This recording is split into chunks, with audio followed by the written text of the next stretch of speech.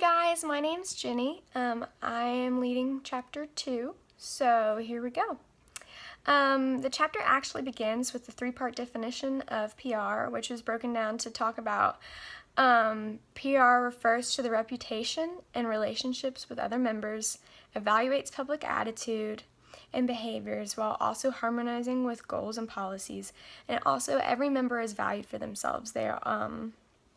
Everybody has a voice. And since PR does deal with the public, it is important to take into consideration the human climate, and that definition is where an organization exists in a societal, people-oriented environment, because people's emotions and feelings towards an organization or a certain cause, that creates a whole different aspect that you have to build your campaign around. And so there are two types of approaches for public relations professionals. There's proactive, which is like basically prevention, and it's looking for opportunities and problems and how to fix them before things blow up. And there's also reactive, which businesses get a lot of hate for, which is waiting for emergencies to happen and then respond.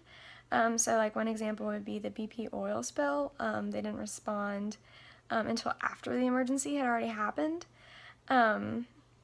Whereas like proactive is like building that relationship with the public and that trustworthiness before. And then the chapter then goes on to talk about building your strategy, building your communication strategy and the different theories that you can use and utilize when trying to be persuasive. But overall, good preparation means that you're understanding the client's goals, you're learning as much about the public as you possibly can, and you're putting your knowledge and understanding together in the plan. You're not just focusing on the knowledge, you're actually honing in and analyzing it and putting it in the best sort of a plan that molds those together. Okay. The PR process is a 4-step process. There's research, analysis and planning, communication and evaluation. Research, fairly obvious. It's a PR professional's job and responsibility to make a successful plan. And you have to have reasonable facts. You have to look into every opinion possible from the stakeholders. You have to take into consideration all of the different details and look from all of the different views while you're doing this research. And then comes analysis and planning, and you have to make sure that your goals are specific and measurable, and that the time and budget do influence this. So it is important to make sure that it is realistic. And you have to set these goals. And the book uses the acronym SMARTS, which stands for specific, measurable, attainable, realistic, time-locked, and sufficient, which just means that your plan needs to be all of those things. It needs to be specific. It can't just be a bunch of crazy rambling. It has to have a purpose, it has to have an aim. Measurable, you have to be able to measure whether the campaign actually worked. You have to be able to see whether what you did actually influenced the public or not. Attainable, is it realistic or is it just completely crazy? Time locked, you don't want to set a goal, or you don't want to have a campaign that's for forever in the future. In order to measure it, you kind of have to lock it in a time frame. And sufficient, did it work? Was it worth it? Did it create a response? After talking about the 4 steps of PR, the book then goes into talking about theories. And theories comprise the principles and methods of public relations, and one of the first things that the book said was comparing Ivy Lee to Bernays, where Ivy Lee was more gut instinct and Bernays was more about the behavioral science aspect of things and trying to be persuasive to people. The book also says that, theories are useful for PR education. Obviously, we're in a PR class, so they are. Theories are useful for PR education, for explaining the process and for understanding how to better be persuasive. And then also they validate good practice. these theories, they have to be a good theory. It has to be cost effective, it has to increase efficiency, it has to be time effective, and it has to be general enough to where it can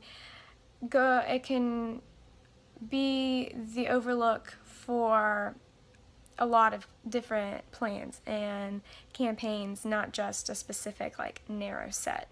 The first theory that the book talks about is the behavioral model, and it speaks about persuading others to let you do something, or for them to do something, or for them to not do something. And you motivate them through certain behaviors. They're either motivated, reinforced, or modified. Their viewpoints are. They're either motivated, reinforced, or modified. And it's important to consider stakeholders and their behaviors. It's important to consider how they will react to certain things. It's important to consider their viewpoint and how you want them, if you're wanting to change their viewpoint, how to best go about that. And you have to take into consideration, what are the intermediate behaviors that are leading them? What are the outside forces? What are the events and personal histories that are causing them to make this sort of a decision, to have this behavior? And you also need to take into consideration the opinion leaders. Who do they get their opinions from? Who do they listen to? Who sways which way they think? And the first step of this model is awareness. The audience has to be aware of the cause. And this builds latent readiness, which the book uses as an example of, it's like making them aware of your cause or agency or whatever your purpose is like creating a file.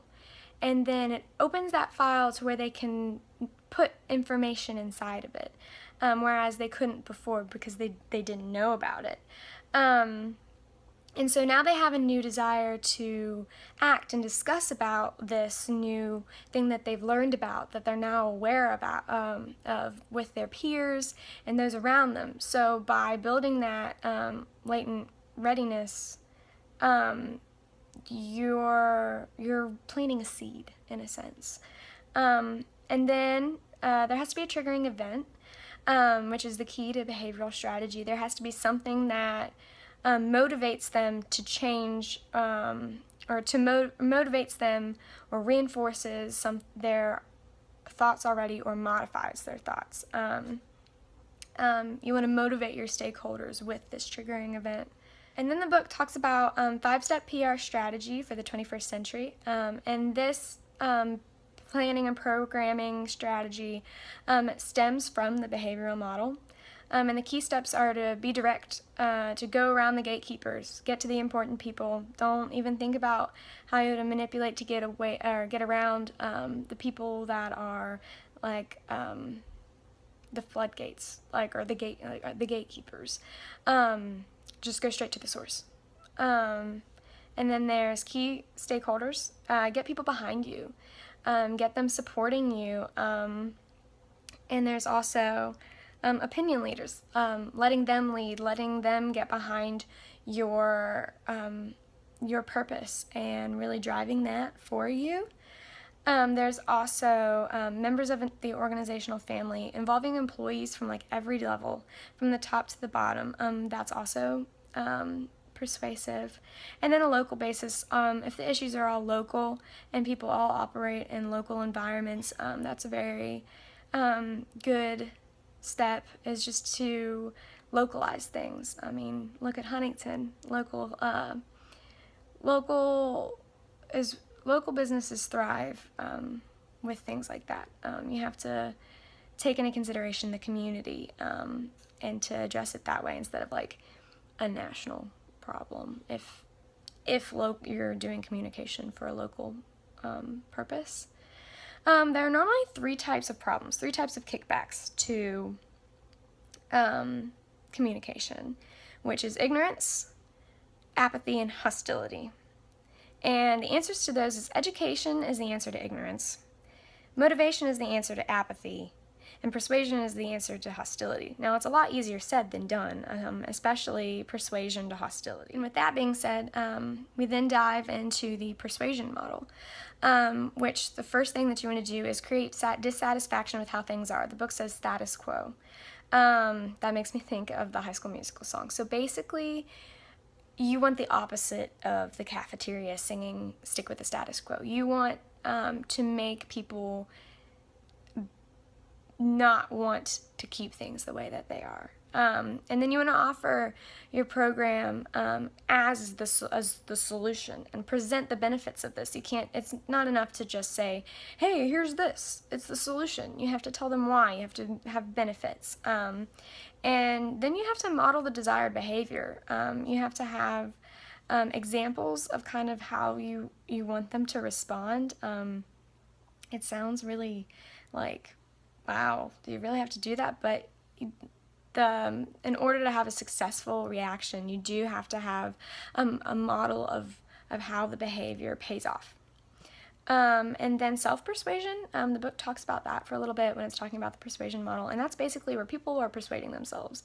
Yes, you present your case, but people can mentally persuading themselves to do something, which we do every day in our everyday lives, so it's really not that surprising. It's just a weird concept to think about. And then on that note, the book dives into roots of behavior, and a lot of that starts with personal history, with their past, the audience past. It's very personalized, very much unique to each person, and because of the personal history, these core values are normally formed, and core values don't really change much.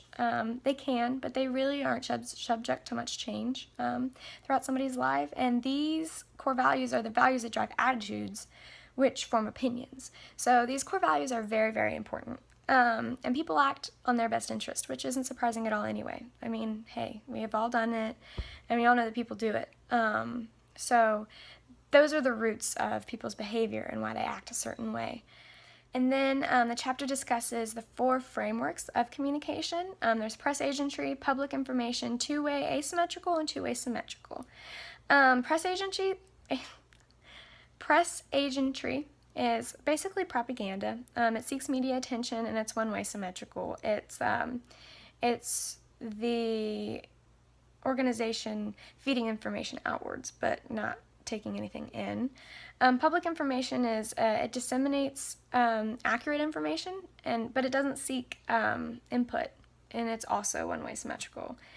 Two-way asymmetrical identifies messages most likely to get support without changing the mission, and then it changes benefits